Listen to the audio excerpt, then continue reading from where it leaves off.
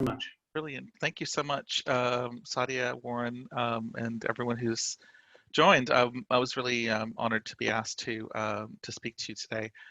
I have a quick presentation I put together based on some of our work, but I wanted to go back a little bit and talk a little bit about what we do as an organization. The Institute for Strategic Dialogue is a think tank, think and do tank, if you will, that is based in London, that we have been working on tracking disinformation, hate, extremism, and formulating responses to those. We've been doing that for the past, well, almost 15 years now. And as you can imagine, it's a very fast-moving space. And I find this a very interesting forum in which to talk about some of our work, because among the things that we have done is we've looked at Islamophobia, anti-Semitism, as well as looking at the threat from the far right. And for those of you who've been following some of the news stories over the past few years, you can see there is a point of convergence there between Muslims and Jews in the West as victims often of far right extremists, particularly as the U.S. elections are coming up, and I'll get a little bit into that shortly. I'm going to share my screen now, and let's see if that works. Does that work? And yeah, there you go. So one of the things I wanted to quickly talk about, and I'll leave time to discuss some of the issues around dialogue till the end, although that's a personal interest of mine. It's not a focus of the Institute. You know, we're an apolitical organization, and it's not so much the dialogue that we're interested in covering, but it is really the trends that drive division and hatred, of which is, as you can imagine, a very big factor in whether dialogue does happen and whether it's productive.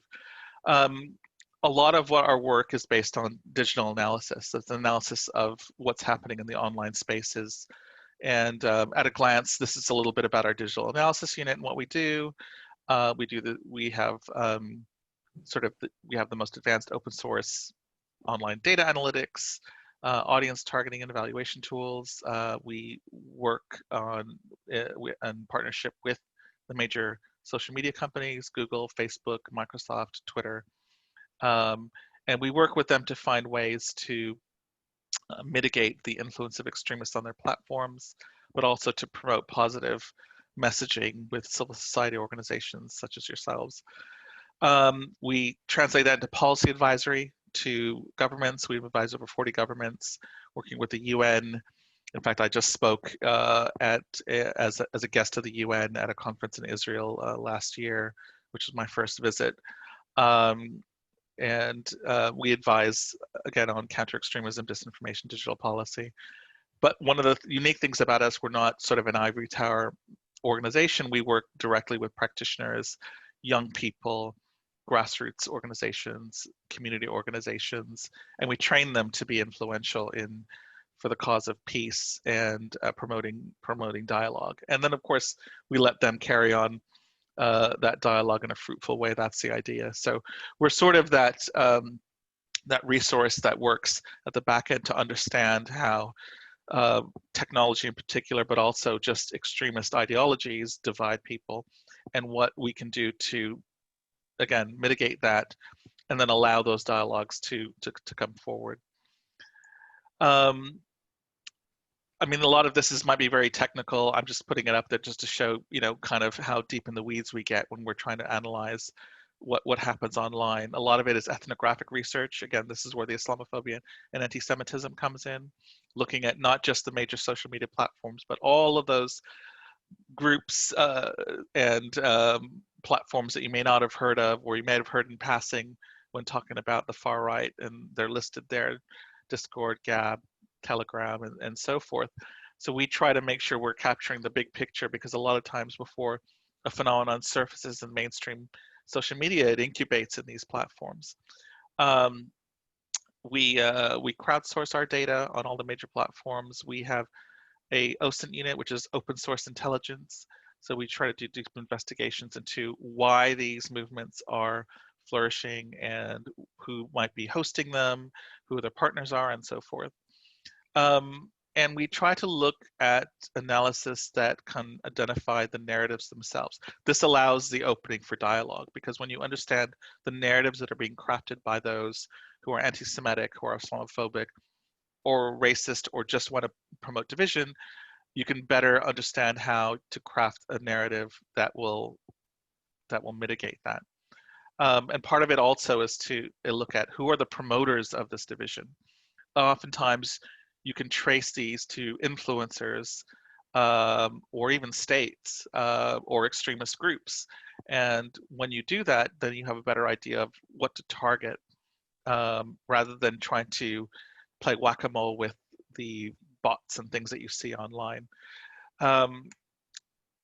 So one of the reasons I wanted to bring this issue now is because we've been studying a lot of what's been happening in the wake of COVID-19. And there's a number of ways that COVID-19 has manifested itself in terms of disinformation.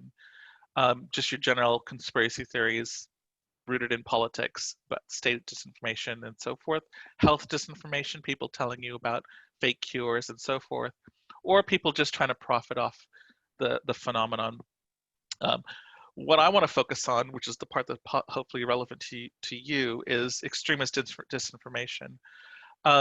This is the aspect that's making our work harder, because all of the things that we're trying to fight against that keep people divided is being amplified by extremists who are using COVID-19 as an opportunity.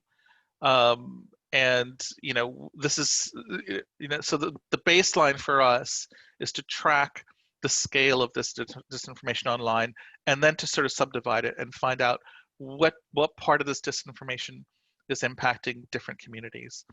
As you can see the numbers there, we're tracking millions of interactions to get to the bottom of some of these phenomenon.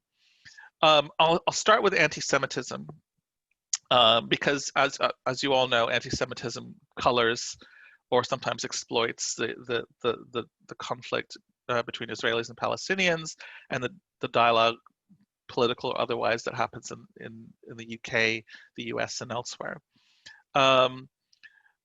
COVID-19 has been an opportunity to restart well-worn anti-Semitic tropes. Conspiracies such as QAnon, this is probably a word you might have heard of recently, which is so, which is vague enough. I sort of call it the tofu of conspiracy theories, because you can throw any kind of hatred on it and it sort of absorbs it and as part of its rationale. And so you see anti-Semitic tropes of blood libel merging with this conspiracy theory that has emanated from the Trump administration, or someone who claims to be working within the Trump administration. And these tropes have been adapted into this pandemic. They've been adapted into the political situation. And we've seen a massive increase in tweets linking figures, Jewish figures such as George Soros, with the coronavirus, on top of all of the other causes that he supports as a philanthropist. Hold on. Yeah, I'm just backing up a little bit about QAnon. I know that there's various levels of understanding of some of these phenomenon, but QAnon again is a conspiracy theory based on an individual who goes by the name of Q, who claims to have high-level security clearance in the Trump administration. He's documenting this ongoing battle against the deep state. You might have seen President Trump asked about it and saying, well, if they're supporters of mine, I don't really mind. But the theory, as it's been exploding on Facebook and other platforms, is now connected a whole host of different issues, and it seems to, all these issues have found a home in the QAnon movement. So anti-vaccines, anti-5G, you might have heard about the way that 5G masts have been set alight in this country. And of course, anti-Semitism, anti-migrant, anti-Muslim tropes. They all seem to fall into that category. You see in the center of the screen is a Congresswoman, Marjorie Greene, who's likely to be elected to Congress, who's an open supporter of this and also brings with her the baggage of anti-Semitism and Islamophobia. So that's sort of personified. You see that. Facebook, of course, is, you can see the chart showing how exponentially the membership and interaction with QAnon groups has grown, and Facebook is now starting to push back against that to try to remove them. The trouble is, it's just vague enough to avoid capture. Some of the groups have even changed the name, the spelling of QAnon with like CUE and other things just to avoid detection. So it's a really hard thing to keep track of. But again, this has become an engine to promote this division. This is just an example of, you can see the volume of discussions over time. One is linked to COVID-19, and as you can see on the right, this is linked to the Black Lives Matter protests. So you can see that this phenomenon allows you to take any cause that you want to amplify, that's rooted in racism or division, and amplify it. And so this is what makes it kind of a unique phenomenon for the times. I covered briefly anti-Semitic conspiracy theories around elites and coronavirus. This is from a recent report that we published on QAnon. We have another report on Holocaust denial on Facebook, which you might find of interest, which also is falling into this category. You can see the far right has really increased its attention on these issues in the COVID-19 crisis, and we've used our analytical tools to look at the references and map them along with these issues.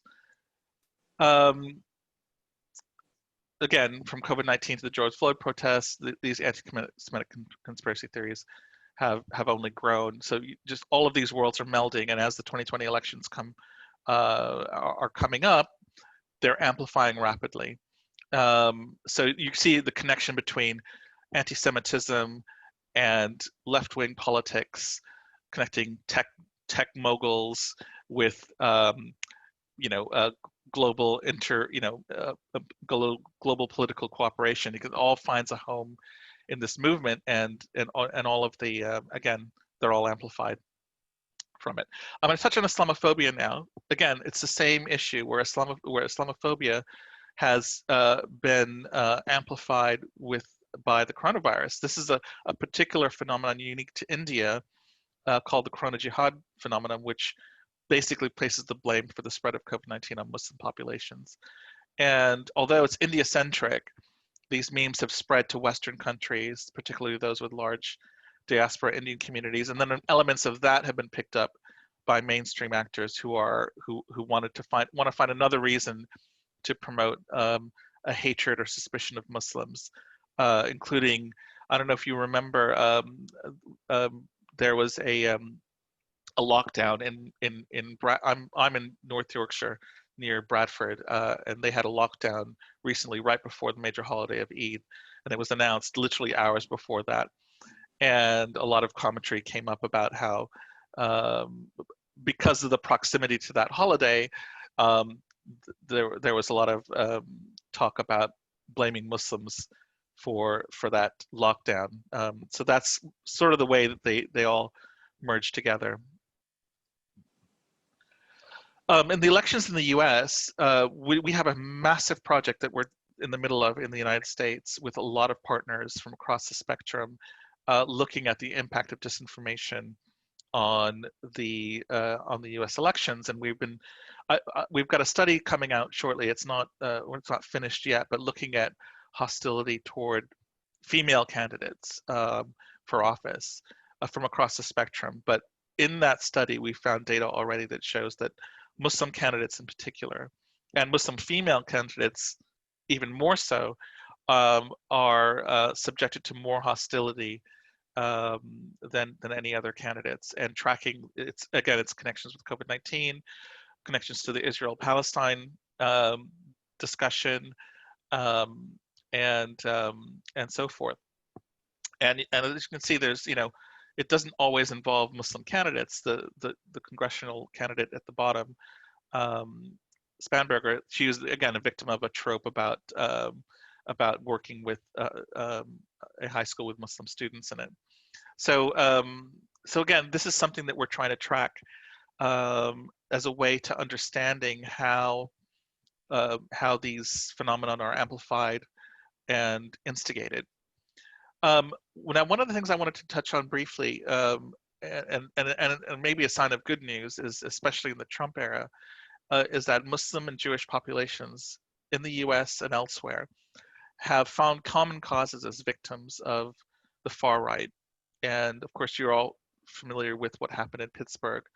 It was a Muslim organization. In fact, a friend of mine who led a funding campaign to try to raise money for the victims of that. And also, with the Muslim ban, we had scores of Jewish community organizations standing up and recognizing the way that was being leveraged against a community as something that they recognized in their own history, and have came out and in large numbers to stand with Muslims. And I myself personally have seen this cooperation extending beyond incidents of terrorism and looking at ways to build better understandings between them. And I'll bring up this case study of the U.S. elections because it's the one where I personally am working with Muslim organizations and Jewish organizations side by side to look at ways for them both to combat disinformation to the extent that it limits their ability to either participate in the election, to run as candidates, or to fight for the causes they believe in, which include dialogue on Israel-Palestine. So this project really depends on us developing this system of aggregating the data that happens online and identifying the trends that are applicable to their communities.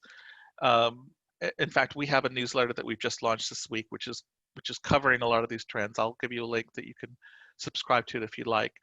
And we have to work with we work with the communities to build responses. So as a community under threat, whether you're a Jewish community or a Muslim community, how do you respond to disinformation campaigns? How do you respond to the memes and the platforms allowing these memes to be spread? How do you respond in a way that can mitigate that? And that's a work in progress. I mean, as you probably hear in the news, Facebook and others are really trying to grapple with the scale of this. And this is where we try to identify what's happening. We try to help them, but also policies need to change on what they allow and how they identify what's harmful and what's not. So that's an ongoing discussion that we're in the middle of, and we're hoping that it can, we can stem this tide. That's pretty much the end of what I had to say. I wanted to put forth some considerations about the impact of all of this on the dialogue on Israel and Palestine.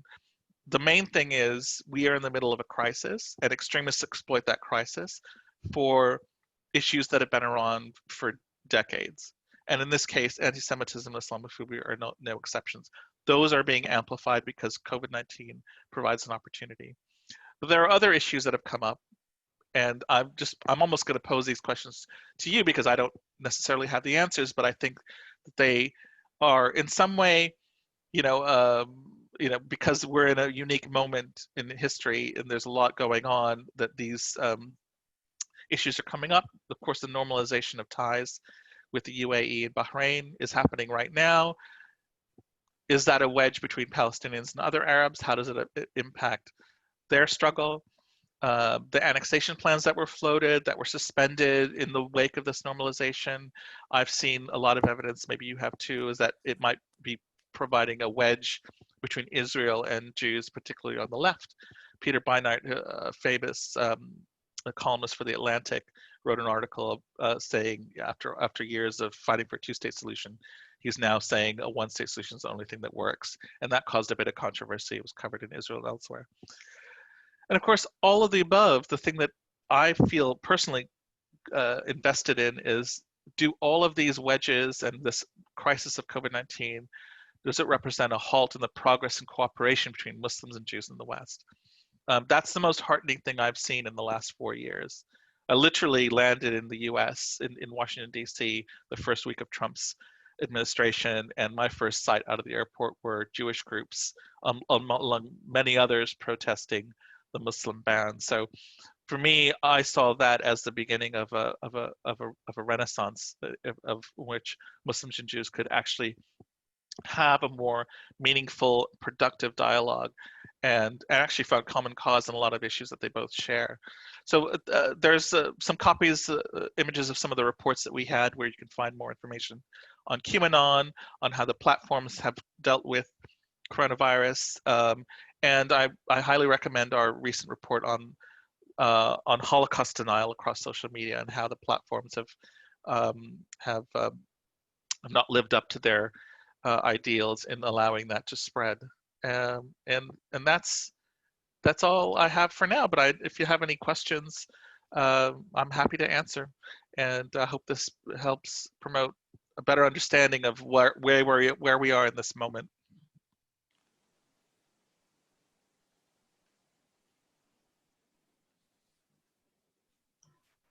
We've lost Sajid, but thank you, Zaid. I think that was very important to hear some of the work that's going on, but also an awareness of the different strands, some of which many of us will have been aware of in different ways and at other times. So, Jane, do you want to say something before we open it to any questions? Well, I have a question, if I may. First of all, Zahed, thank you so much for that. That was really depressing but important. And yet, you know, as you said, you finished on a note of hope. I wanted to ask whether you felt there was, whether you could trace these sort of hatreds. Do they follow a thread, or are there any new manifestations that are being accrued? I mean, I know it's the same old things being used in different ways, but is there any new qualitative element to these that you have identified? Well, it's tricky because a lot of the data that we're getting is not data that we have been able to accrue in the past. So in a way, we're opening up the window now, looking at data in a way that we weren't even doing 3, 4, 5 years ago. So we're making assumptions of what existed in the past, but looking with a lens now that allows us to see a lot more. In terms of recent phenomenon, I mean, I can say for one thing, the participation of Muslims in public life, which ironically was really spurred by the election of Donald Trump in the US, but is happening in a lot of Western countries, Canada, the UK, and elsewhere, has given a different, veneer to this. There's always been this trope about Muslims trying to change the way of life of those in the West. But when you have Muslim lawmakers coming in, I'm sure you've all heard about, you never heard of Muslim lawmakers in the US until Ilhan Omar and Rashida Tlaib came on the scene, even though we have had Muslim congressmen in the US since 2007 when Keith Ellison was elected. The fact that you had 2 females who were Muslim elevated that discussion tremendously. And I mean, putting aside, whatever controversies they've been involved with, again, the tone of it, and you'll see this in election campaign materials when people were running against them, is that, and this is how they're going to change the system, by getting elected and by, although God knows how they could propose something that would change the system after being elected. I mean, both the Muslim female candidates have been, essentially reelected in their primaries by large margins. So those arguments didn't hold sway.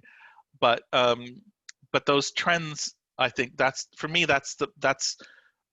of the recent manifestations that has brought that trope of changing the way we live to another level.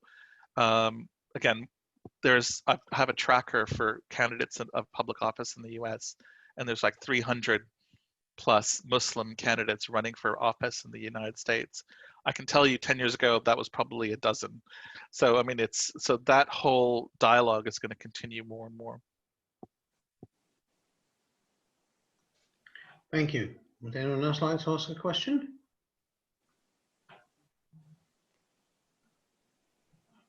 Go on, yes, Phyllis. Sorry, I didn't see anything. Phyllis?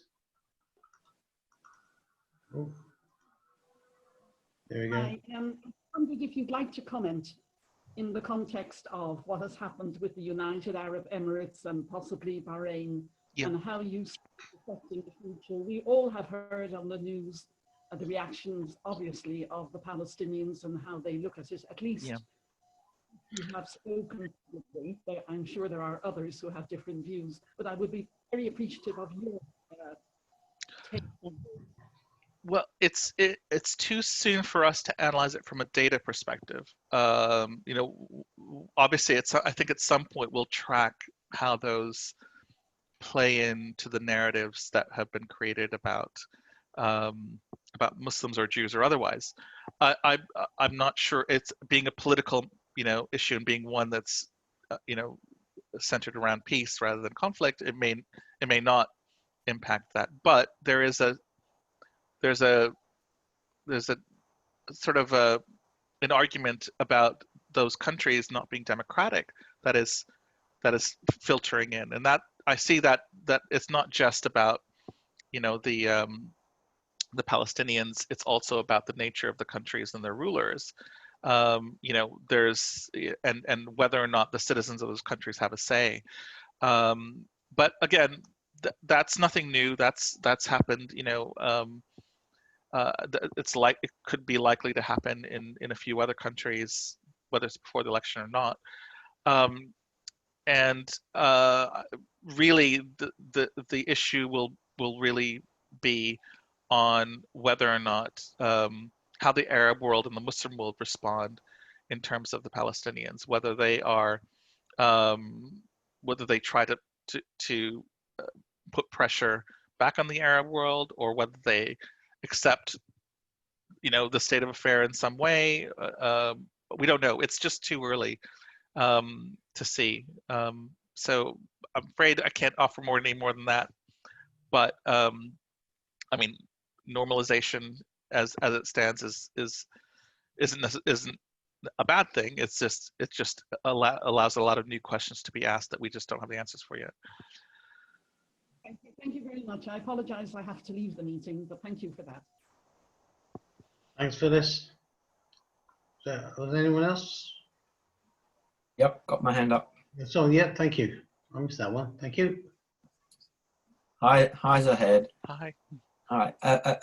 The thing that concerns me really about QAnon is that it's emerging as a consolidator of what might have been considered a fragmented market space for extremist conspiracy theories.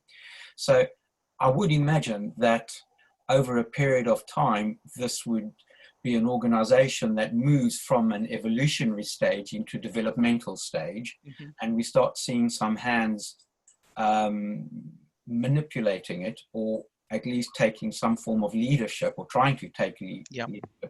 Does the data suggest that there appears to be an emerging tendency towards individuals or groups coming to a leadership role within QAnon? And if not, do you see any indications, or do you think that this is likely to happen in the near future? Our indications show that, you know, the strength of the QAnon movement, if you will, is its plausible deniability, which is, I mean, not too dissimilar from Antifa, which actually has no organization or no leaders. But because of that, it can be adopted by any number of individuals who can then sort of say, if they're actually called to account, like Marjorie Greene, the person I mentioned, who was going to be elected to the US Congress and was lauded by Trump, in fact, can say, well, it means what I want it to mean, you know, or it means, you know, there's no charter or leader or, you know, anything other than vague Facebook groups that are put forth by individuals. There's nothing to really point at. So it both gives its strength, but that's also a liability, because it can only go so far before, you know, before dissipating into 1,000 different interpretations, which is starting to happen. When you have a QAnon that's really focused on the anti-Semitism, and you have a QAnon page that's focused on Trump. A lot of this will be determined if Trump is elected or not. You know, a lot of the path of QAnon. It is a phenomenon driven by Trumpism in a way, because it's centered literally by someone who claims to be in the Trump administration. So there is a good chance that if Trump is not elected again, we will see that as an idea that's been put forward, that has been, you know, it's sort of been a Frankenstein. It's just has a life of its own. It may well die after Trump, but you know, all we can do in the meantime is focus on the racism and division and those characteristics, which are, by the way, those are the issues that the social media companies are leveraging on. They're not, you know, normally like a Facebook would say, well, if you're connected to a prescribed terrorist group, we can remove you. Why? Because those terrorist groups have an organizational structure, they have leaders and so forth. They can't use that same logic with QAnon, but they can do a set of guidelines about hate speech and that sort of thing to effectively remove. And that's what they did with the 790 pages. They're using their existing standards on hate to remove those, and not the fact that QAnon is a movement with a leader and a charter. So yeah, I think 50, 60 days we'll have our biggest indication yet of whether QAnon has a life of its own or it doesn't. Thanks.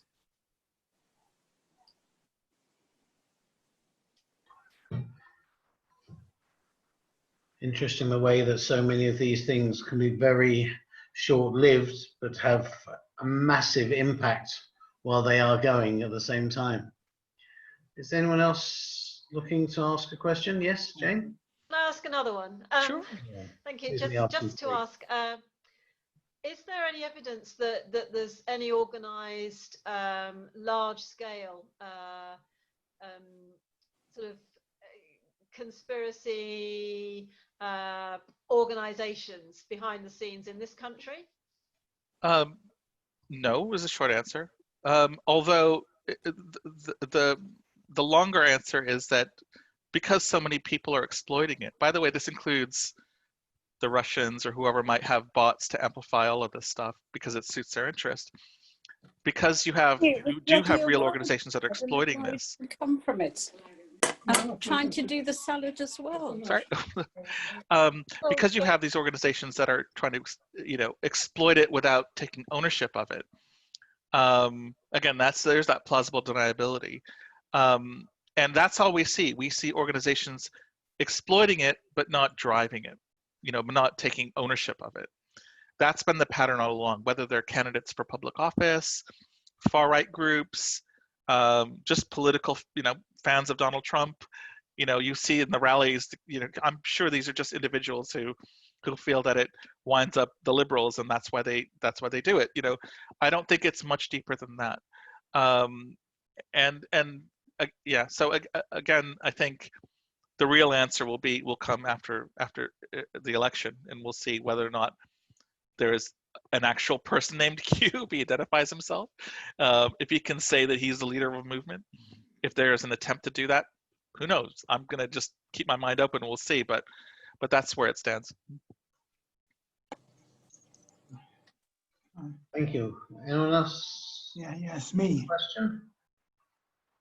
Caroline, did you want to ask a question? Yes, I'm trying. Sorry, yes. But how do you combat all this in America? I've got a Facebook friend, or I had a Facebook friend until she blocked me. And she came out with all this conspiracy theory stuff. And every time I posted an article, I posted the facts. In the end, she just didn't want to know. And her friends didn't want to know. How on earth do you change, you know, a really nice lady, but with a mental block about what's going on in politics? That is the $64 million question. And that is really, I mean, the root of all this is that there is something deeply psychological about the adherence to conspiracy theories in general and QAnon in particular. And it's speaking to something I think we're just barely beginning to grasp. And that is a need for people to explain to themselves this very complex world and who they see or are, you know, forced to see as saviors or harbingers of evil, you know. And then this worldview has been simplified to such a point where and of course the technology has been a big amplifier of this, you know, where if you even ask the question, you'll get inundated with efforts to seduce you to this viewpoint.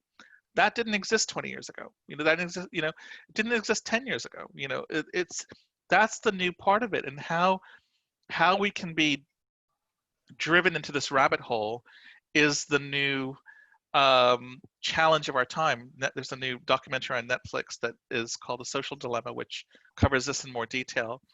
And I've worked with some of the people there. But that really is it. You know, the psychological component of this is how can we not be vulnerable to that and not allow technology to amplify these psychological conditions and these political conditions. There's a lot of money in that game, and there's a lot of people who are benefiting from it, so it's not easy to change. But it is the big issue, because if it pushes society to the point where it destabilizes completely, you know, that'll be worse than what we're going through with this pandemic.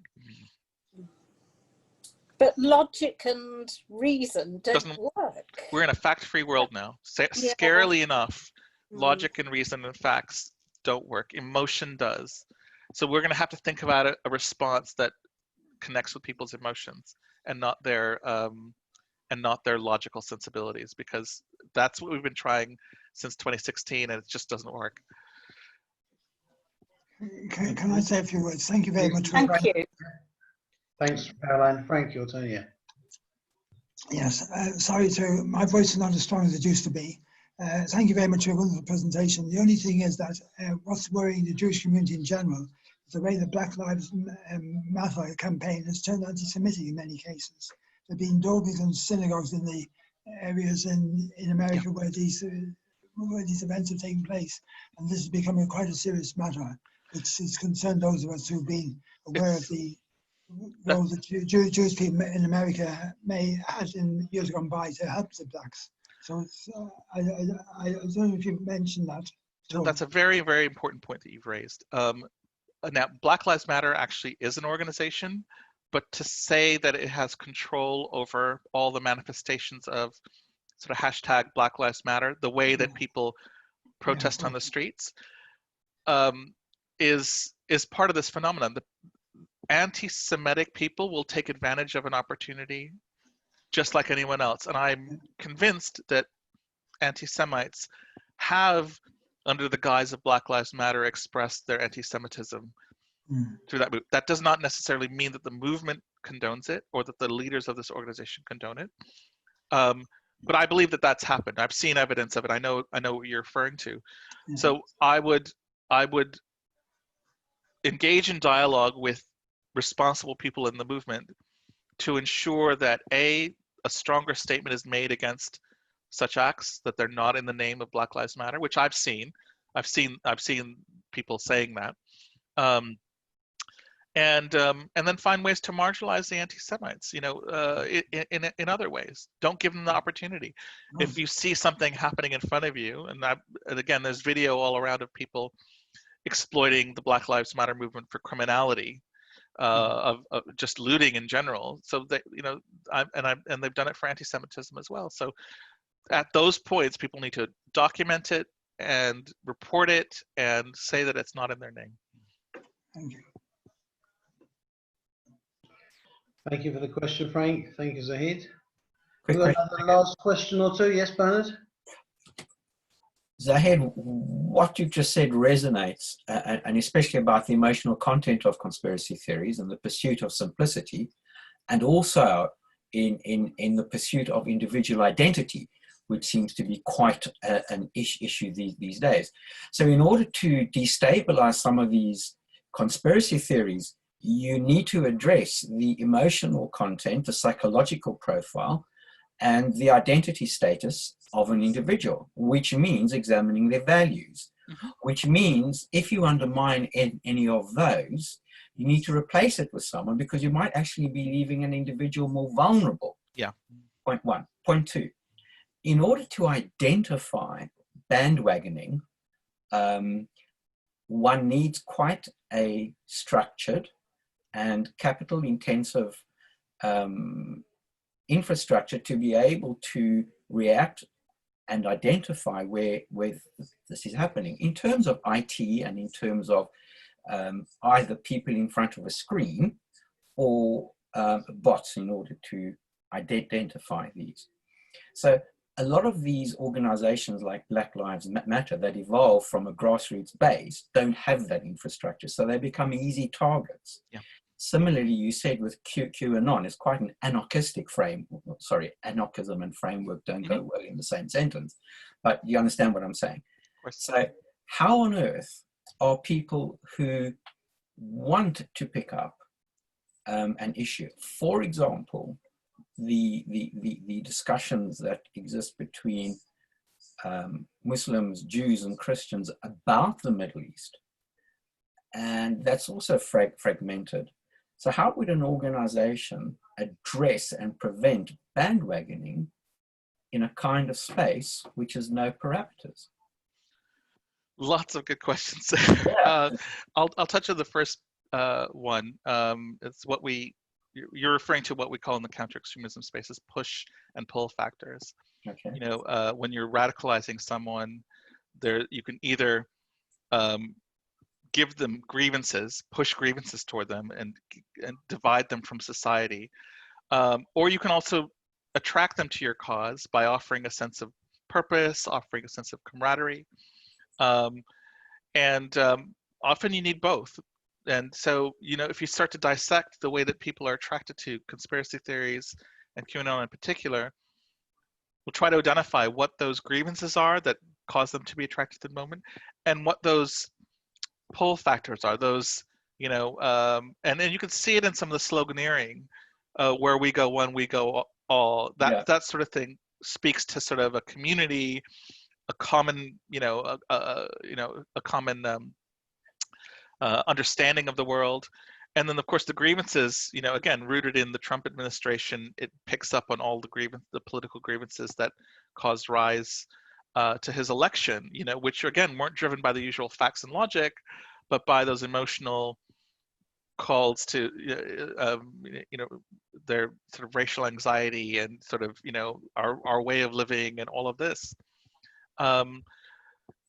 What those look like, that's, you know, it requires people with a better understanding of psychology than myself, but at least we see the elements there. You know, you know, why would somebody, you know, who's never voted before in their life be so active in voting because they've been introduced to this ideology that gives them a sense of, you know, purpose, often against their interests. You know, that's the real challenge. And I think that, you know, for whatever discussion has been had about that since 2016, we're going to find out maybe how it's worked here. I'm sure that everyone who's learned anything about it is whispering in Joe Biden's ear about what to do and what to say.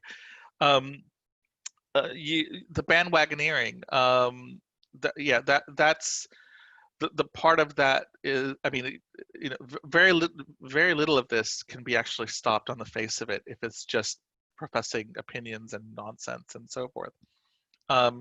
What we can do is, when we get a better understanding of the data behind it and and tracking the trends and working with the social media companies, and our strategy is rooted in this, is finding out who the amplifiers are, who are those super influencers that are pushing this. Those are the ones that are likely to be the ones exploiting it for different reasons, not necessarily because they even believe in QAnon or whatever, but they have a cause to push.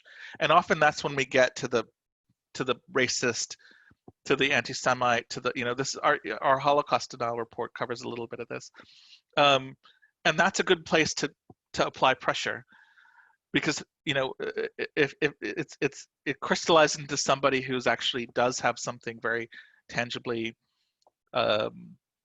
socially detrimental or even illegal, you know, in terms of hate speech, and you can target that, and hopefully everything else downstream from that can get mitigated a little bit. But when you just go through your grassroots, you know, your garden variety opinion of someone like, you know, like Caroline, you were mentioning, like the one who believes it all, and you're trying to explain to them, and they just don't change their view. You almost have to just go way upstream to where all of that started and try to attack it at the source, because we're talking about millions and millions of people. You saw those graphs, tens and 60 million plus conversations about all this on Facebook.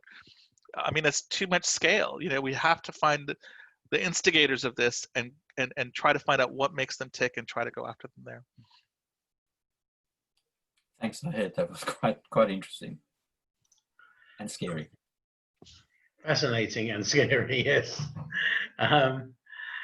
It's just gone 6:15. Unless anyone has another burning question, I think I'm going to let Zahed and all of you, I was going to say go home, but you probably are. But Zahed, thank you very much. You have opened up a massive area for us, clarified in some ways many of the problems and certainly issues that we are dealing with, that you are dealing with on such a massive scale. How, as you say, how we can start to engage with some of these issues, identify the super influences, deal with some of these themes and strands, and alleviate some of the issues and problems. It's, well, but I'm very pleased that I believe you've agreed to come back and be on a panel with others for us at some point in the next few months. So we look forward to hearing more of this work, hopefully maybe the next stage of this work. Yeah, hopefully. I mean, we have a lot in the pipeline that I couldn't really get into more detail about now, but I'm happy to do that at a later date. Excellent, thank you. So thank you so much for giving up your time. Thank you all for being with us. Very clearly, everyone, I'm sure even those who we can't see are sort of applauding and very grateful for what you've given us this evening. Thank you for being part of our annual general meeting. I think I can quite confidently say this has probably been the best attended AGM. Actually, there was one early on where we did have quite a large crowd, so it's close.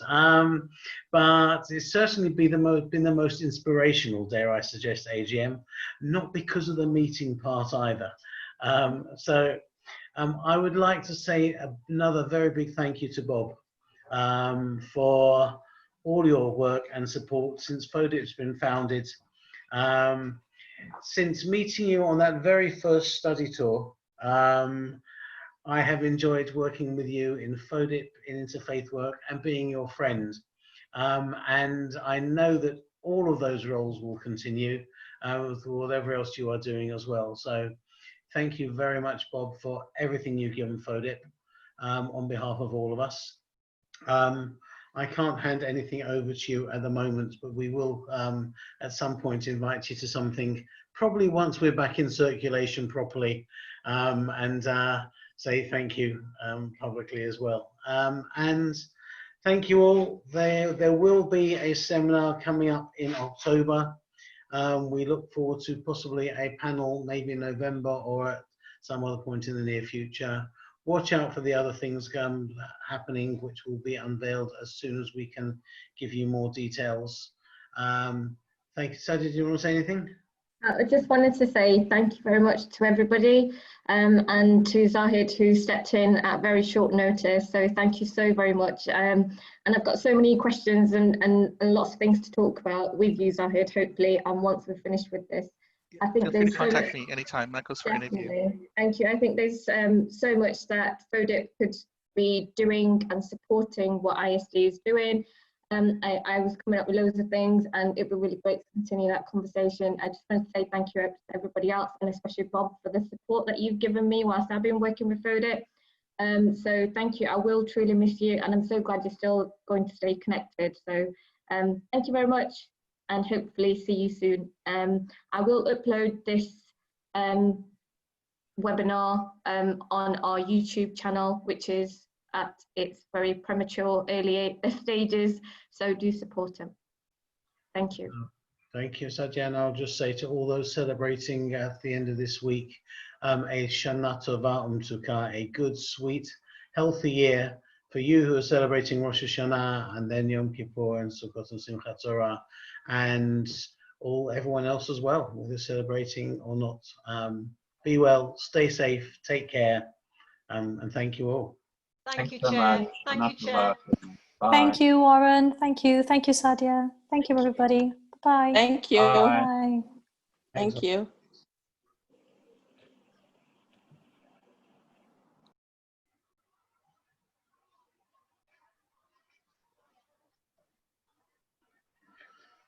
Thank you, Sadia. Take care. All right. Take care. Yeah, we'll do. God bless. Bye.